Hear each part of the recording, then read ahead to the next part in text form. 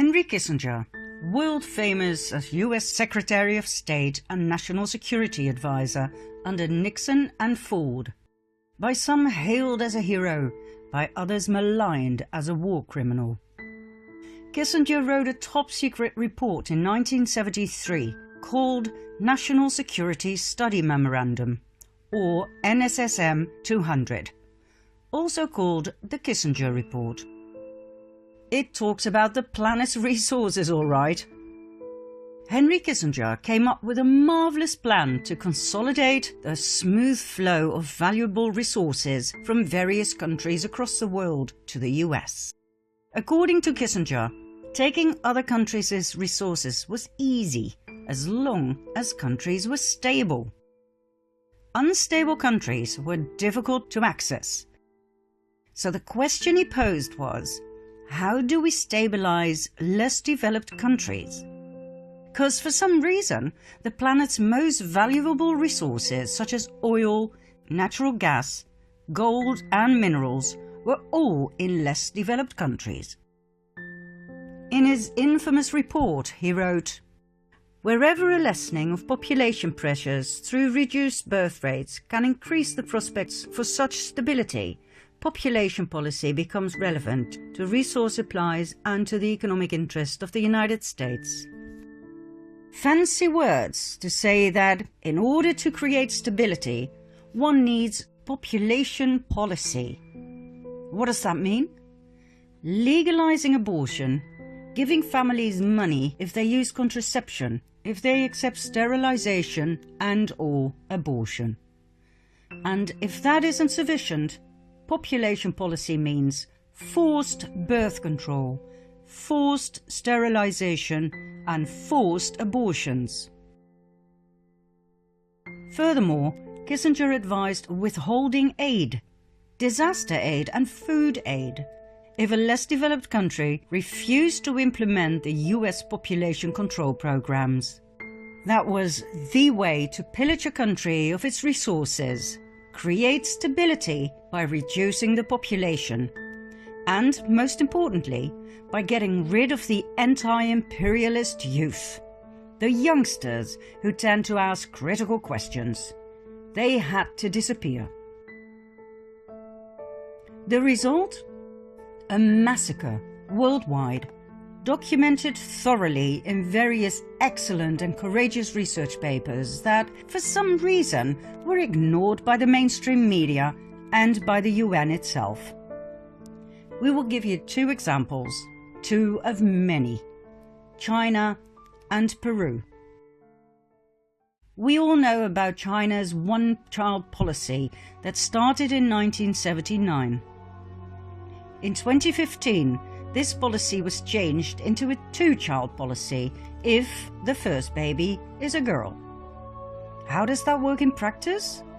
With the financial help of the United Nations Population Fund, formerly known as the United Nations Fund for Population Activities, the UNFPA, China developed state-of-the-art tracking systems and computer surveillance programs to keep track of women's monthly cycles. And if a woman is pregnant, the program will know immediately whether the unborn baby is her first, or, if it's a second, whether her first child was indeed a girl. If the system shows the baby in her belly is not allowed by the government to be there, she will be arrested and have a forced abortion. That, my dear viewer, is China's policy as approved of and stimulated by the UN. As soon as I was taken out of the van, I saw hundreds of pregnant moms there, all of them just like pigs in the slaughterhouse. The room was full of mums who had just gone through a forced abortion. Some mums were crying, some mums were screaming, and one was rolling on the floor in unbearable pain. Then it was my turn. It was the end of the world for me. When the surgery was finished, the nurse showed me part of my baby's bloody foot with her tweezers. After the forced abortion, the fetus or baby is left with its mother, either in bed or in a bucket. This insane sadistic cruelty is topped up with the absence of any kind of support system for the traumatized parents. As we want people to know what is happening in the world with the support of the UN, we will show some shocking pictures. If you don't want to watch, that's understandable and we fully respect that. Simply close your eyes for 16 seconds, starting from the moment the music changes. Now.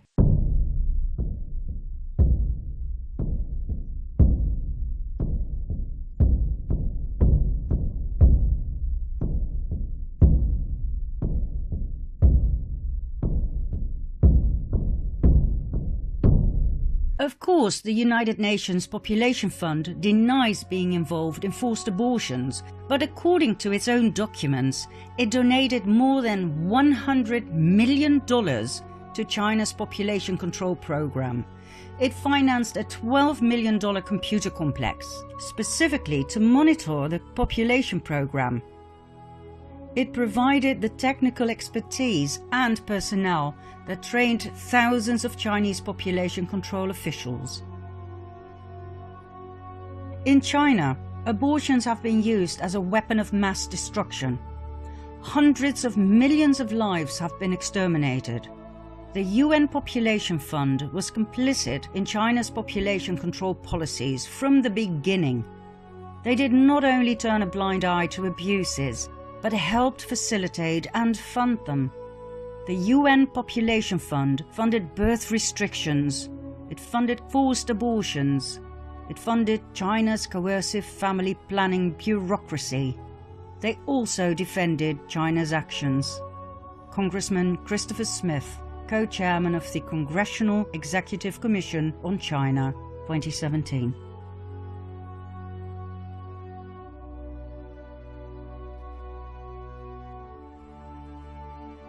One result of the one-child policy that we never hear the UN about is the surge in female infanticide that has now resulted in a disastrous sex ratio of 115 boys to every 100 girls. Female infanticide means that parents actually kill their baby girls.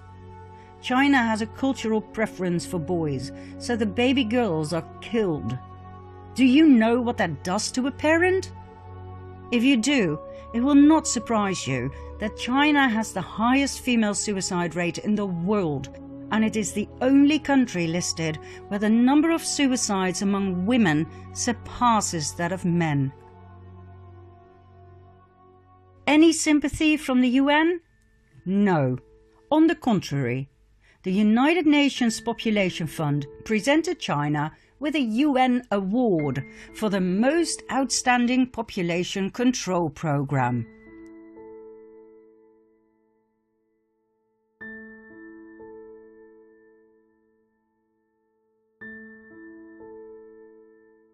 Oh, and let's not forget their official mission: to deliver a world where every pregnancy is wanted, every childbirth is safe, and every young person's potential is fulfilled.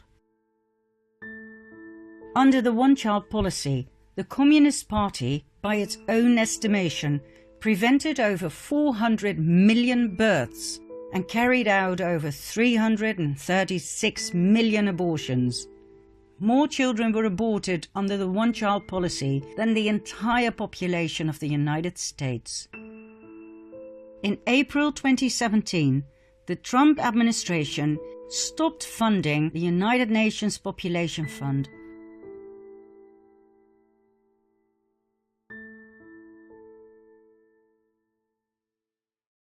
Peru.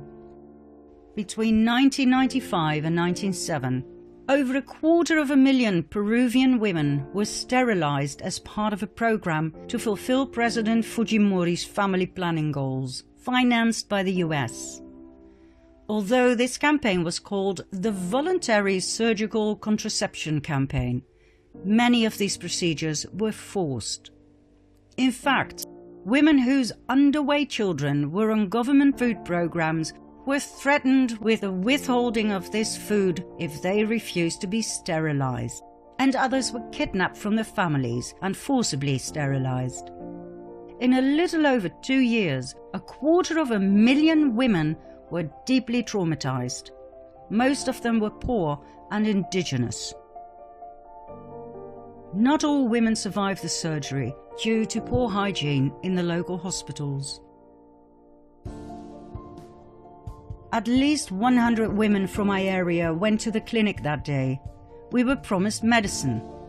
A lorry took us to the clinic. We all arrived innocent and happy. Then we heard screams and I just ran, but the doors were locked so I could not escape. I was 3 months pregnant. The health center staff knew this. They still went ahead. When I woke up, I was sterilized against my will. The examples go on and on and on. In every less developed country, the UN's concern was not with development, health, or women's empowerment, but with reversing the unchecked growth of the world population.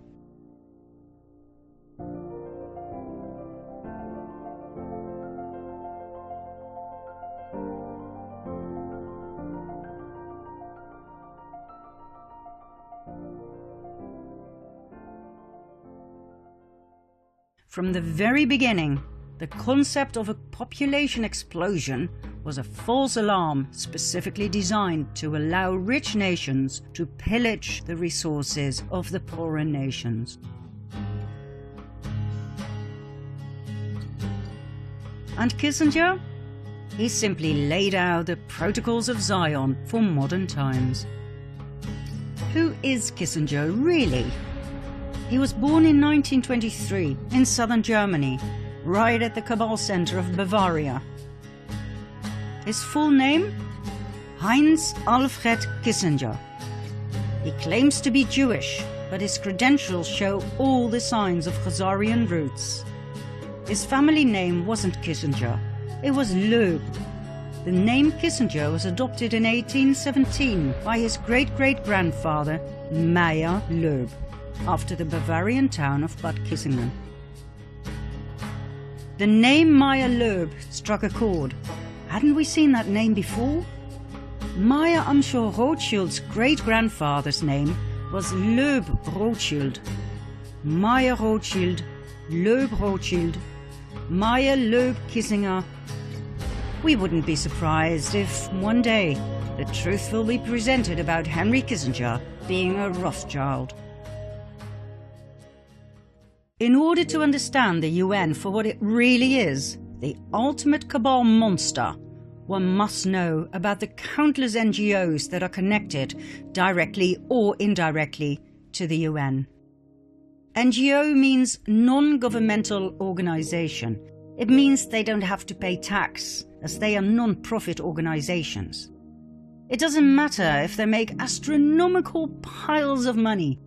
All NGOs are tax exempt under the Internal Revenue Code, section 501c. In this case, most of them are 501c3s and 501c4s. Not long ago, we believed NGOs do good things. Well, upon researching the NGOs set up by the UN and working for the UN, we were in for a rude awakening. We've already seen the United Nations Population Fund aiding and paying for the Chinese Communist government with its horrid population control policy. Then there's the Population Council, yet another non-profit organization aimed at eugenics and depopulation. Eugenics intends to improve the genetic quality of the human race. We all know where that led to in World War II. Isn't it remarkable that the Population Council actually presents itself as addressing critical health and development issues such as voluntary family planning and girls' empowerment? Really? Let's have a closer look, shall we? The Population Council was founded in 1952 by John D. Rockefeller III. It addressed the problem of overpopulation, stating that modern civilization had reduced the operation of natural selection by saving more weak lives and enabling them to reproduce, resulting in a downward trend in genetic quality. That genetic quality had to be protected, and so the Population Council was set up to devote itself to reduce the fertility of the world population. Rockefeller became the organization's first president. He was succeeded by members of the American Eugenics Society. Early grants supported studies in embryonic development and paid for sterilization experiments on women with bad hereditary history.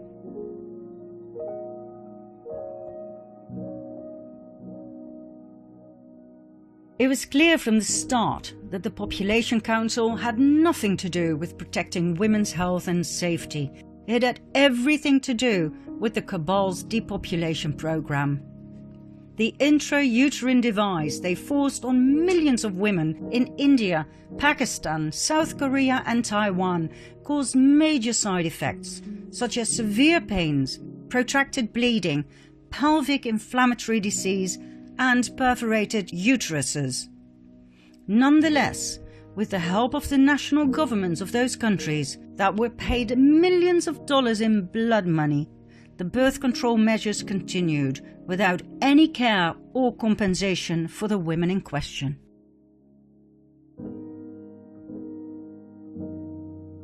In 1969, the Population Council published an article entitled "Beyond Family Planning." The document offered legitimacy to, for instance, adding fertility control agents to water supplies in urban areas, temporary sterilization of all young women via time capsule contraceptives, and compulsory sterilization of men with 3 or more children.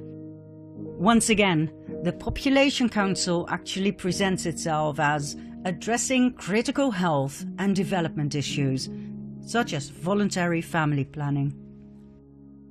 Voluntary? Really?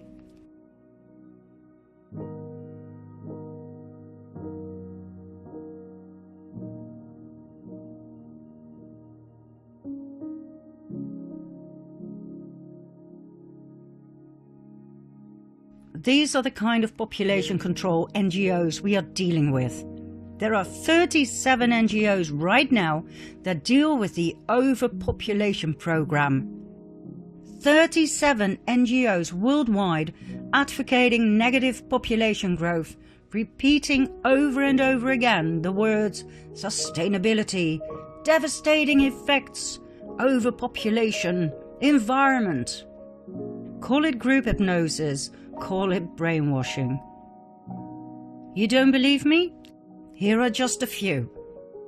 Negative Population Growth, a non-profit membership organization that aims to educate the American public and political leaders about the devastating effects of overpopulation on the environment, natural resources, and the overall standard of living.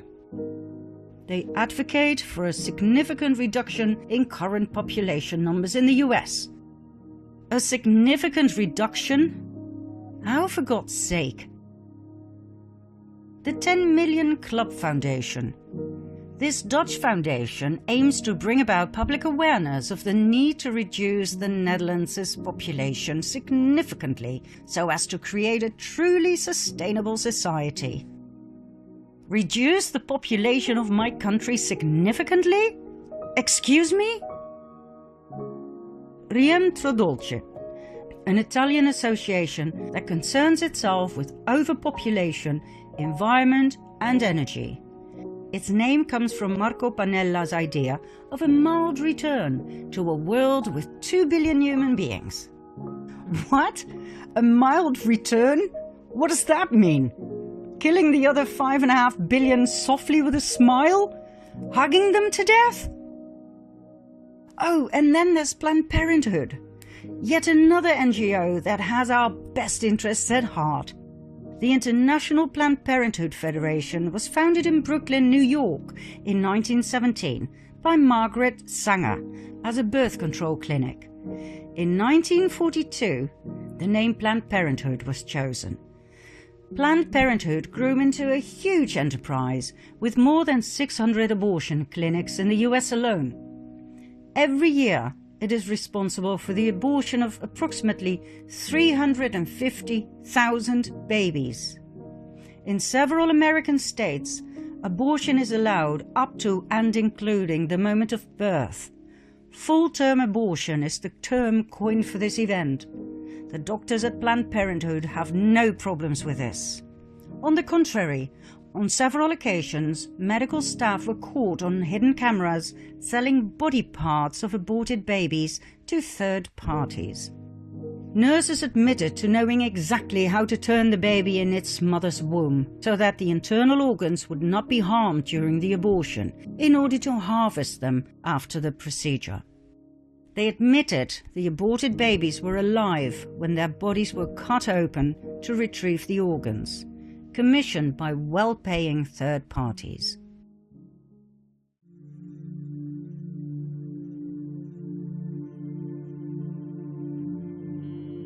A lot of people want intact hearts these days because they're looking for specific nodes.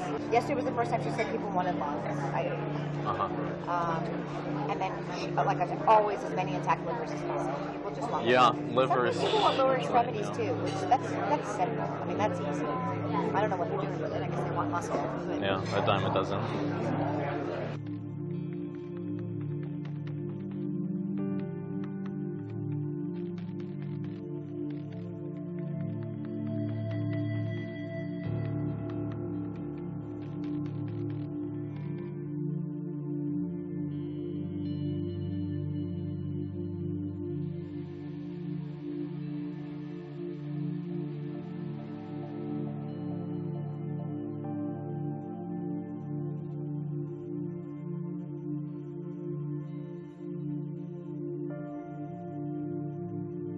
I'm the medical director for the national office for all of the affiliates.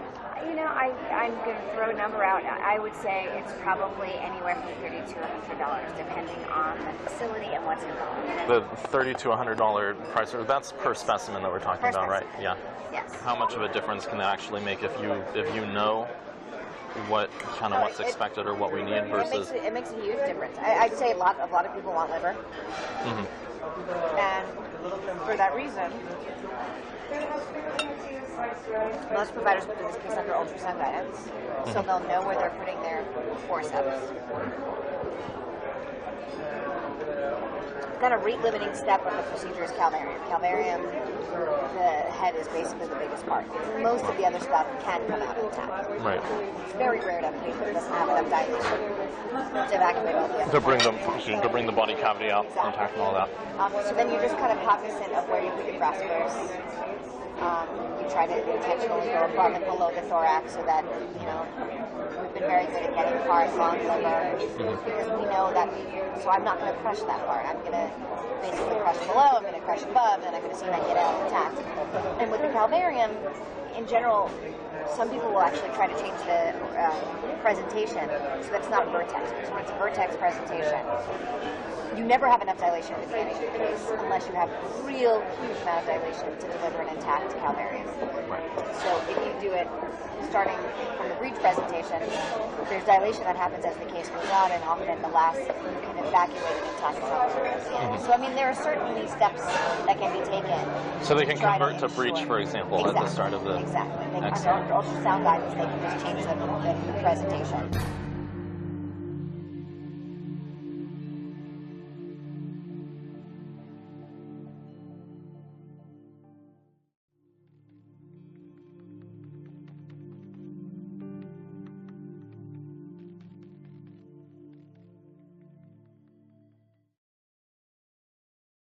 Federal abortion ban is a law, and laws are up to interpretation. So if I say on day one I do not intend to do this, what ultimately happens doesn't matter.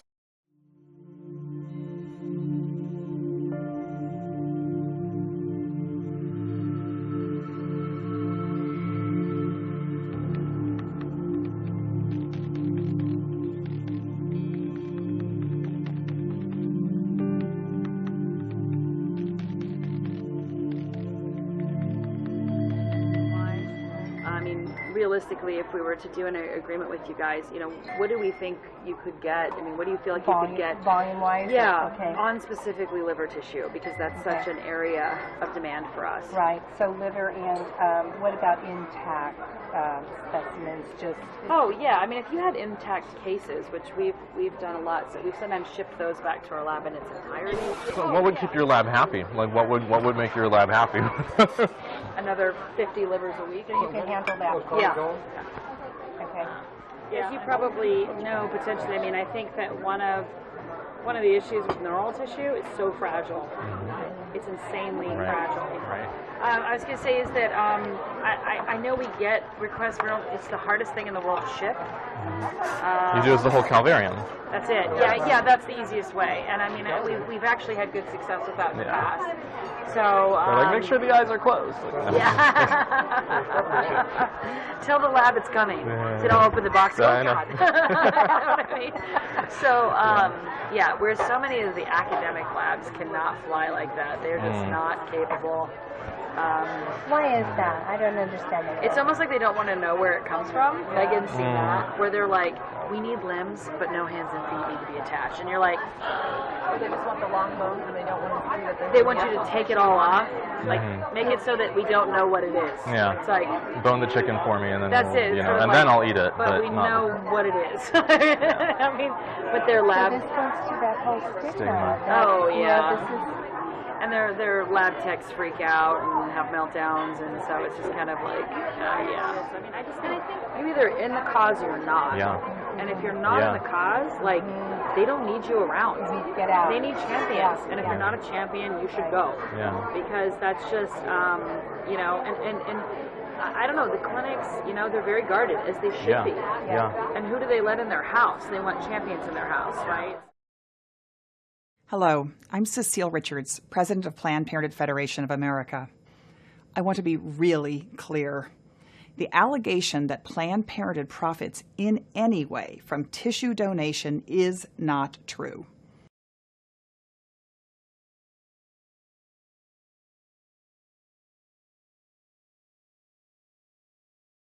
what would you expect for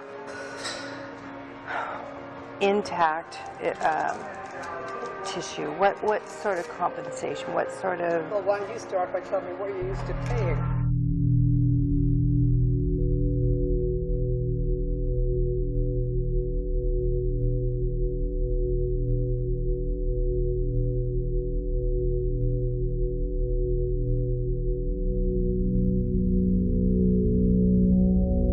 Don't lowball it. Tell me what you really... $75 a specimen. Oh, that's way too low. Really, that's way too low. I want to keep you happy. I've been at places that did 50 too. But see, we're not in it for the money. Now, this is for tissue that you actually take, not just the tissue that the person volunteered that you can't find anything. Exactly. And here's another thought: is we can talk about specimen as per specimen per case, or per procured tissue sample, which would be so that if we're able to get a liver thymus pair. Maybe that is $75 per specimen, and so that's for for liver thymus pair, and that's $150. Versus if we can get liver thymus, brain hemisphere, and all that, then and so that protects us so that we're not paying for what we can't use. I mean that also. I want a Lamborghini. I said I want a Lamborghini. Don't we all, right? Yeah, exactly. Planned Parenthood has been receiving millions from, for instance, the American government, the Bill and Melinda Gates Foundation, the Buffett Foundation, the Ford Foundation, the Turner Foundation, and many others. The Bill and Melinda Gates Foundation gave no less than $89.5 million to Planned Parenthood. Why? To kill unborn babies? Why the heck do they call this charity?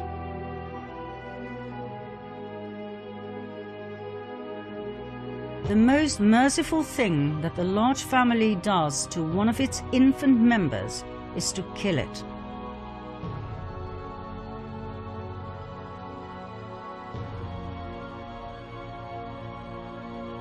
The most urgent problem today is how to limit and discourage the over-fertility of the mentally and physically defective.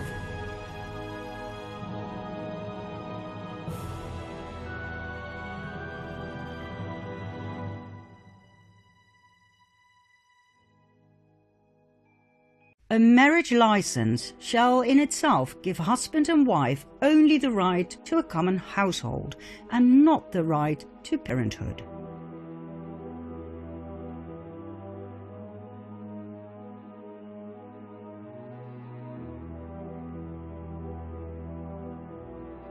No woman shall have the legal right to bear a child, and no man shall have the right to become a father without a permit for parenthood.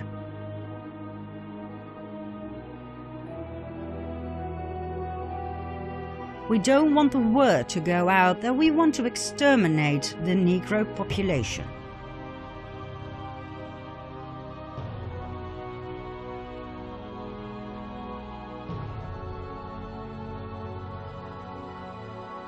But from my view, I believe that there should be no more babies. I admire Margaret Sanger enormously. Her courage, her tenacity, her vision.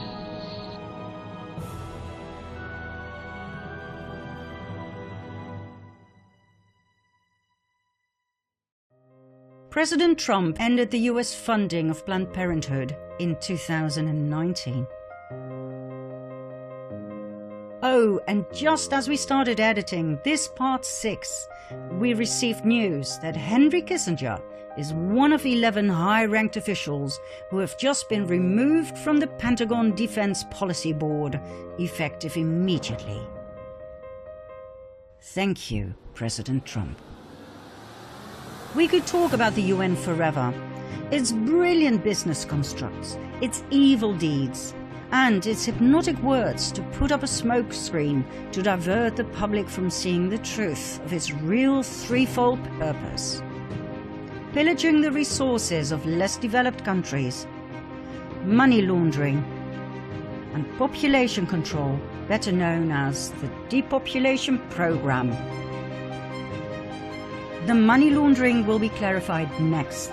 We promise you, when we're done with the UN and its NGOs, you will never donate another dollar ever again to any one of them.